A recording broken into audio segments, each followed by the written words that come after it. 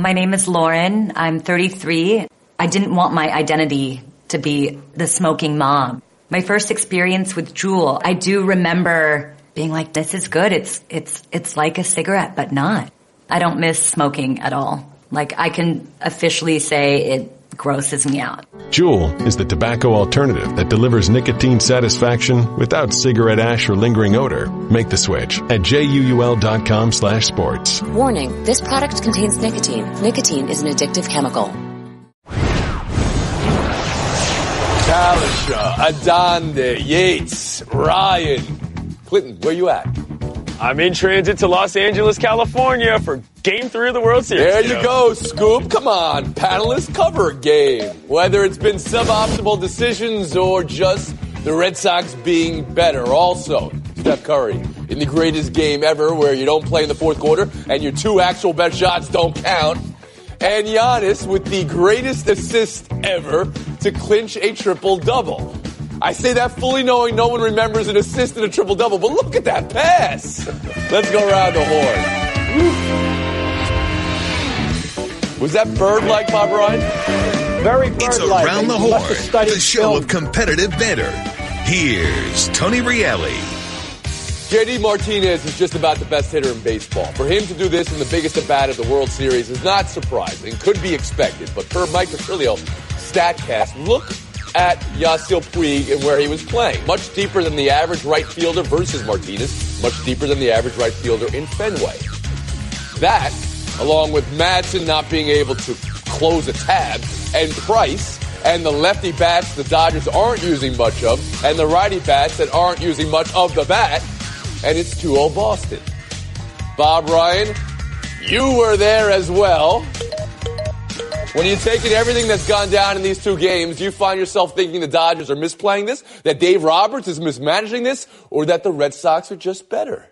I believe that the ratio is somewhere between 80-20 and 90-10 in favor of the Red Sox simply playing better baseball and as opposed to the much questioned managerial moves or non-moves of Dave Roberts. But I got to take Roberts off the hook. For example, on the Nunez home run, the pitch was at his shoe tops. No pitcher in the world is faulted for throwing that pitch to anybody and have it result the way it did. All right, now, other things. The Red Sox are outplaying them. Better situational hitting, as you know, the two-out things. Dodgers last night have the final 16 guys retired. The Dodgers are a grip and rip team that do not do situational hitting apparently very well. The Dodgers don't play smart defense, at least not in that first game. For example, Bogarts beats out a ground ball for a double to beat out a double play, and it would have been out if a guy who's not a first baseman, namely David Freese, stretches, which was pointed out by a great first baseman, Mark Teixeira, or else I wouldn't have noticed it myself, though I'm a good student of first base play. You add it all up, and they're playing better, but Roberts isn't helping things. I'll just put it that way. Is there anything else to say? Do we even have time for the rest of the show? Clinton Yates, please join us. Well, what are you supposed to do when the Red Sox have this many buttons to press? David Price finally shows up and looks great. He's throwing a bunch of first pitch strikes, and even when they start getting on him, his defense is behind him to help him out. And you've got the fact that you can bring in Eovaldi once again in the eighth to make a game nothing before you get to the closer. It's amazing. And half the Red Sox runs in the playoffs have come with 2 outs or more. I'm sorry. At this point, I'm just believing that the Red Sox are the better baseball team. And yes, the Fenway factor matters. That Puig thing is a major element. In the first game, it added to another run as a result of a throw that he tried to make home, and they got another run around too. Well, that's defensive positioning, right?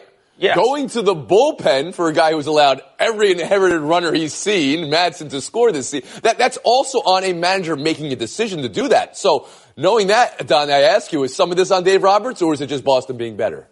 It's Boston being better. As Charles Barkley said, hey, they're just better than they are. You know, everyone wants to point to the distance that Puig was playing now. So now you want to get into the numbers when you're criticizing Dave Roberts for going too much by the analytics and the data. Make up your minds, people. The bottom line is the Boston Red Sox have shown that they can put innings together, right? They were tops in the league in scoring and hitting, even though they weren't a top 5 home run hitting team. The Dodgers are dependent on a home run. It's getting colder. The bats are tightening up, so they're not hitting and they're not getting long balls, which I think they will get in L.A. But right now it's not happening. For people saying Dave Roberts isn't using enough of his players, he sent 13 hitters to the plate throughout the course of the game last night.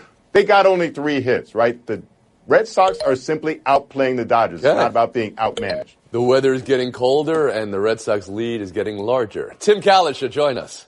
You know, I will say this. Roberts is managing the same way he did to get here. Cora's managing like this is the World Series and there's no tomorrow. I will pitch my Game 4 starter in relief in Games 1 and Game 2 if that's what is called for. I didn't like taking Pedro Baez out in the first game by Dave Roberts. He had struck out the last 2 outs. And I know you wanted to get Devers out of there, but obviously it didn't work to bring in Wood. But having said all that, the Red Sox played 2 teams that had more wins and are arguably better than the Dodgers, the Yankees, the Astros. They went 7-2 against them. They are the best team in baseball right now by a wide margin, and there's not much the Dodgers have been able to do about it. Anybody know Ryan Madsen's ERA in the World Series right now? 0.00. The most exactly right, Adonde. in baseball. 0.00, because he's allowed all the inherited runners to score. Our dear friend Bill Plaschke says the Los Angeles Dodgers bats have turned to chowder, and the team is unrecognizable, and that their strategy hasn't been worth being so far. He also says going home to L.A. is not going to be a cure-all. Clinton, how much will things change when this series shifts to Los Angeles? Well, when I talked to Bill on Tuesday, he said it's over, but he just didn't write it. I'm kidding. What I think is actually going to change is what Dave Roberts said. He said he was going to flip the lineup anyway. It didn't matter whether or not these guys had been doing getting the production they wanted to in Boston. He's got 320 home run hitters on the bench who he's not starting. I think once he makes that decision and turns that over, they're going to be better at home anyway, and they'll get the ball out a little more. He's got 420 home run hitters who weren't playing because of the lefty-righty situation. Adonde, how about you? Warmer weather will help the ball travel better and also help the pitchers get a better grip and throw better breaking balls as well. Okay. That would apply, of course, to both teams. And Kalisha, last word to you. Any strategy changes? No DH. That helps the Dodgers. The Red Sox are going to have to put Martinez out in the outfield, maybe move Betts to second base, and the weather will help and the pitching matchups will help. And Bob, since you're in Boston, just talk to us about that Betts move to second base and how realistic that is. It's conceivable, but I think doubtful in the end. I think they will not risk that because of the potential of injury. Really? Okay. We'll move on. Let's talk basketball. Warriors 144, Wizards 122. Of all the shots Steph Curry hit in this game, the 2 best ones were the ones that didn't count. That one that was whistled before, and the one in pregame, which was the genesis of that shot, off the bounce. This game also had Durant asking some I don't want to play them anyway weak. At least that's what it looked like, as Liv said. 51 for Curry. He sat the whole 4th. Tim Curry sat out the 4th. Tim Curry. No. Should Kerr have given the people what the people wanted? More Curry? Yes, he would. He's already said this year is for Oakland, for the city of Oakland. Let's give those fans at that game, the 60-point game, the 70-point game. Let him play 6 more minutes in the 4th quarter. What I hated 2 years ago about Kevin Durant going to Golden State is we would see less and less of the Steph Curry show. It's not necessary. They got too many great players. This is one night he had it going. Should have let him keep going. 1 + 2 + 2 + 1 equals 21 for Tim on Curry. How about you, Adonde? Underrated development in this game. Nobody gets that. Durant still managed to score 30 points even while Curry was doing his thing. So they found a way where they can both succeed, which took a while to adjust when Durant first got there. But you have to think about the big picture, Tim, and the big picture is you have to rest Curry when you can. I don't think this Warrior team will be able to get the separation that they did in the past when Curry was sitting out 4th quarters on his way to winning the MVP. The league has closed the gap on them in a lot of ways. We saw it in their first 3 games. All tight games, and so if you can rest him, you better do it now for a player that's been to the finals the last 4 years. We had the GMs, and 88% said the season, of course, was the Warriors, and everyone, when they signed Cousins, for sure, the Warriors were going to win again. You're saying the separation is not what it's been in years past. You saw the Utah game, you saw the Denver game, right? Close games. Clint Yates, you want to join in there? What have we been complaining about the past 2 seasons in the NBA? It's the biggest stars not playing in the games at all. So when Curry gets in and has a monster game blowing up, I am thankful. You know why? Because other teams are not actually playing their stars. I know that because the Raptors sat Kawhi Leonard against the Wizards and beat them anyway. So if other teams are actually already sitting their stars and we get 3/4 of this from Curry, no complaints from me because it was gorgeous. Great game. Bob, what did you see from Curry last night? It's a 51-point game in 3/4. Could it have been a 60 game? Could it have been a 70 game that we got robbed of? Yes, very possibly. And as far as the rest is concerned, March 27th, April 8th, sure. October 24th, stop it. Let them play. Give the fans a show. All right, we've all wowed over the scores of the games this season. The league average right now is 118 to 107. It's the highest PPG since 1971. It's the best offensive rating in NBA history, though. I mean, I'll hazard to guess, Bob, that you never heard John Havlicek talk to you about offensive rating for those Celtics teams. And that was, of course, before they had a three-point line as well. Jay, let me ask you this. Is it that shooters have gotten so good? Is it that defenders have just given up and gotten worse? Or is it that everybody likes offense, wants offense, so here comes the offense? Well, the rules have changed to emphasize scoring, but I'd also say the coaches have emphasized scoring, unlike, say, the 90s when you had everybody slowing the game down to a crawl. Why? Because they didn't have skilled players. Remember, they had to move the three-point line in to like 22 feet. Can you imagine Steph Curry with the 22-foot three-point line? But we have a generation now of more skilled players that are being encouraged to shoot, and it is an offensive game. So we see the progression over the last 20 years, and it's for the better. I love watching this game. And pace. Did you see, Ben Simmons was pushing up the ball last night against the Bucks? Magic Johnson-like pace. All for it. Kalisha? Is it a great offensive game if players aren't allowed to play defense? That's what I'm wondering about. Has it gradually been legislated out of the game, the hand checking we saw 20 years ago, and what players are allowed to do today? And another key thing this year, offensive rebounds, the shot clock goes back to 14 instead of 24. That's giving teams more possessions. Fundamentally, they're playing about a 50 to 52-minute game now. Bob Ryan? Yes, it's a combination of things. Obviously, the shooting is better. More people can shoot, including 7-footers who would never dreamed of taking shots such as this years ago. The defensive thing is self-evident. The tempo absolutely is the number one thing. When I started covering the league back in the late 60s, early 70s, if you didn't take 100 shots a game, you weren't going to win.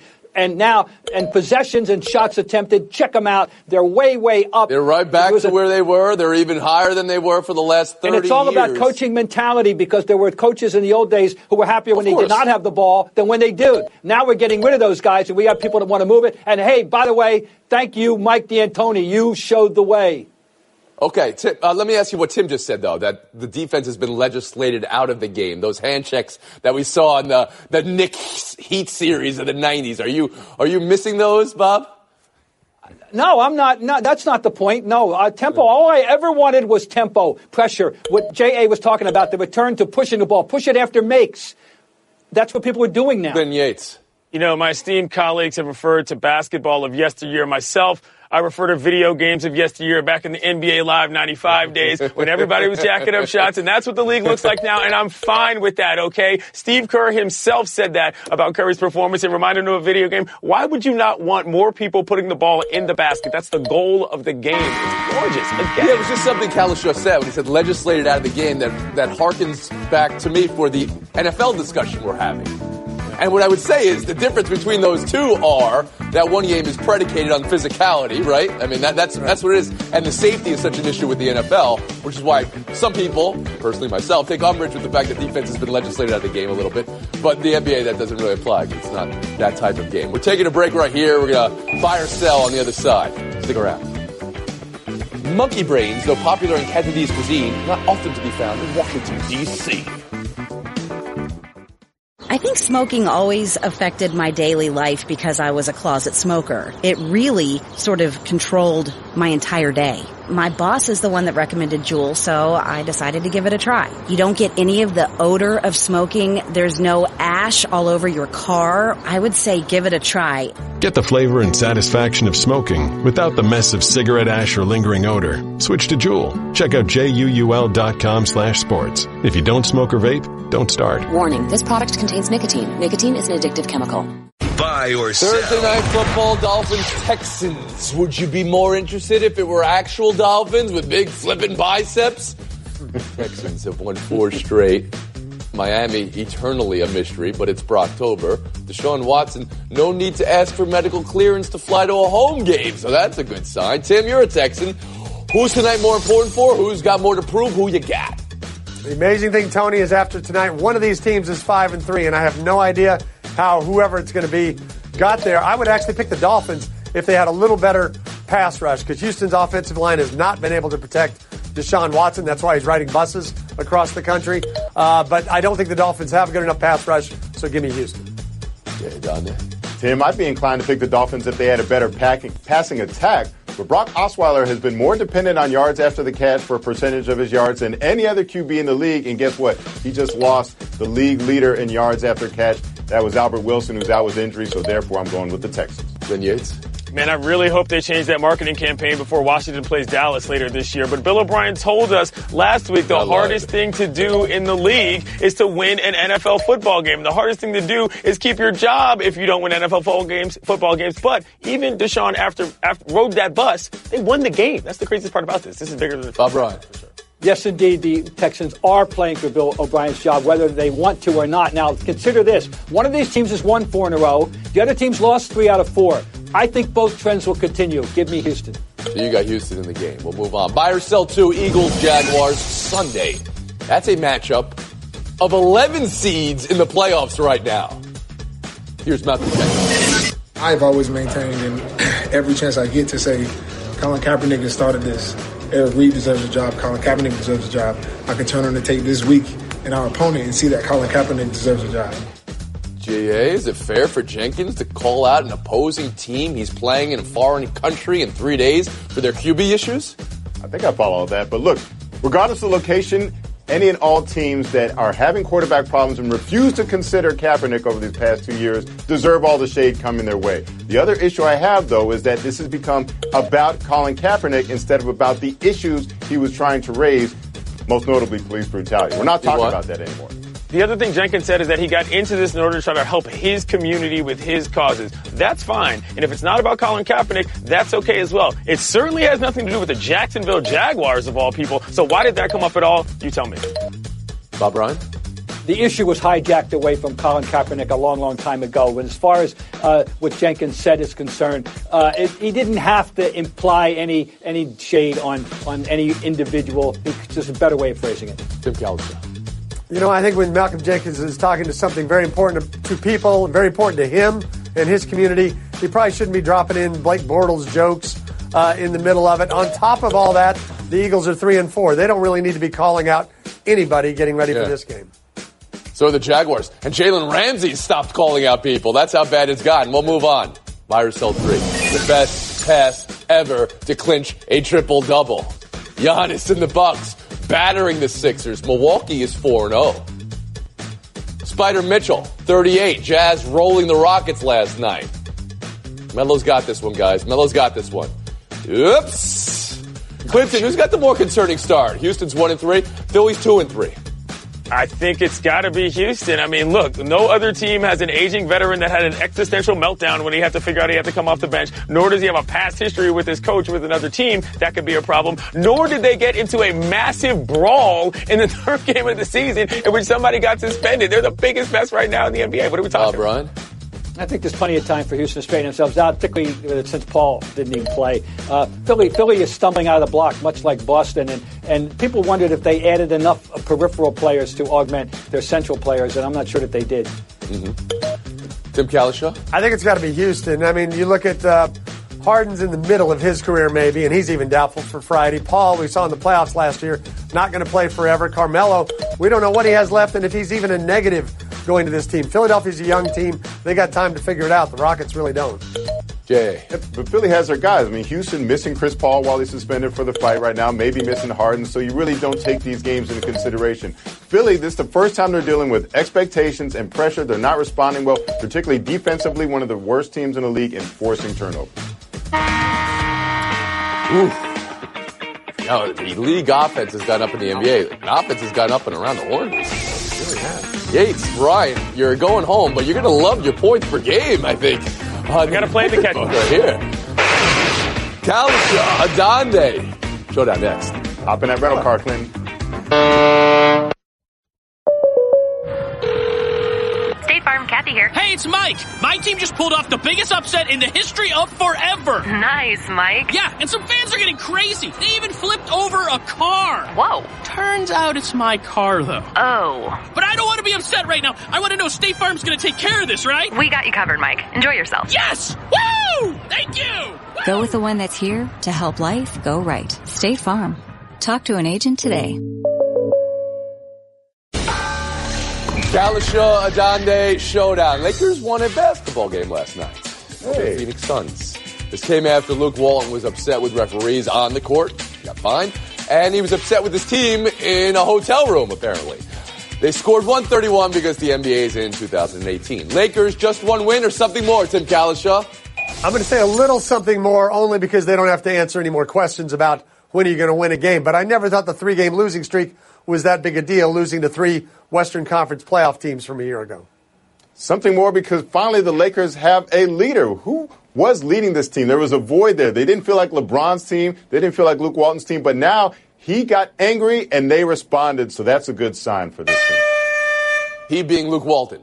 Yes. You're saying this is the coach of the Los Angeles Lakers, not LeBron James' team? That's what you're saying, Jay? I'm not sure if I'm buying that one. Boy, Tim Kalishaw. We'll move on. Vegas Golden Knights just signed Nate Schmidt to a 6-year, $35 million extension. Nate Schmidt currently serving a 20-game suspension for PEDs. Jay, what do you think of it? What do you think of the timing of it? Doesn't exactly send the message to say no to drugs, right? I mean, I would take a 20-game suspension if it meant there was $37 million coming my way. You weigh them, it's really not that big of a loss and not that great of a message sent by the Knights. I think it's a really bad message. The NHL was really kind of slow through the years to even put in a drug policy. And what would have been the rush? Why can't you announce this a month from now, 2 months from now? He's not going anywhere else. At least wait till he's off suspension. That part I hear. The details of this are interesting, though, because Vegas has been very supportive of Schmidt throughout all this, throughout the tests and everything. And now they support him in a different way financially. We'll move on. Being called a fast dinosaur, you know, the one with horns, a triceratops, like Eric Weddle called Cam Newton. He's a dinosaur, a fast dinosaur, muscular and big. He's got Paul Rudd voice, doesn't he? Tim, should Cam consider that a compliment? If you're Cam and you've been wearing Superman vests all your life, you only want to be a T-Rex. You don't want to be a Triceratops. You don't want to be a Stegosaurus. It's T-Rex or bust for Cam. Definitely don't want to be a Brontosaurus. Maybe a pterodactyl. Yes, I pronounced the P. Or how about a velociraptor, something faster, like fast dinosaur. Like, you don't think of dinosaurs as being fast, right? Oh, man. You pronounced the P in pterodactyl? That's interesting. I chose to. You know, Pablo Torre shattered my childhood when he told me a pterodactyl is not a dinosaur. The pterodon, they're not in the dinosaur family. I don't know. This is what Pablo Torre said. Tim Kalishaw, this is your first win since losing your appendix. People said it couldn't happen. There you go. It was harder than I expected it to be. First of all, shout out to Jay Adonde for his birthday. I think he's now as old as I was when I came on this show the first time. Second, I want to give a shout out to Adam Thielen. Not only does he have 7 straight 100-yard games, right now on pace to break a 16-year-old Marvin Harrison record, 143 catches in a season. He's on pace for 152. There is no stopping this undrafted player from Minnesota State. There's no stopping him. There's no stopping J.A. Adonde. Happy birthday. We're a couple of dinosaurs. Fast dinosaur. I can't believe it. That Philip brought his little brother on our mission into orbit. How long until we get there? How long until we get there? How long until we get there? No, I can't believe how easy it was to save hundreds of dollars on my car insurance with Geico. What's this button do? What's this button do? What's this button do? What's this button do? Don't touch that! Believe it, Geico could save you 15% or more on car insurance.